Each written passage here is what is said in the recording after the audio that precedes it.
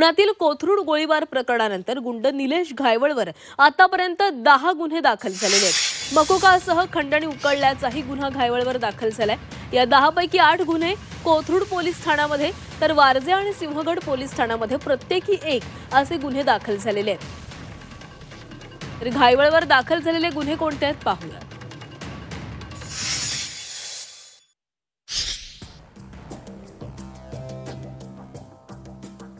17 सप्टेंबरला रात्री कोथरूड परिसरामध्ये घायवळ टोळीकडून गोळीबार करण्यात आला। त्याच दिवशी टोळीतील सदस्यांकडून एका तरुणावर कोयत्याने हल्ला झाला। निलेश घायवळच्या घरी आढळून आले जिवंत काडतूस। घायवळच्या वाहनांना बनावट नंबर प्लेटही दिसल्या। पासपोर्ट बनवण्यासाठी खोटी कागदपत्र त्याने सादर केली। निलेश घायवळ आणि सचिन घायवळ यांनी 10 फ्लॅट नावावर करून खंडणी मागितली। सिम कार्ड दुसऱ्याच्या नावावर वापरणं, गुन्हेगारी प्रवृत्तीच्या रील्स बनवल्याप्रकरणी ही गुन्हा दाखल झालाय।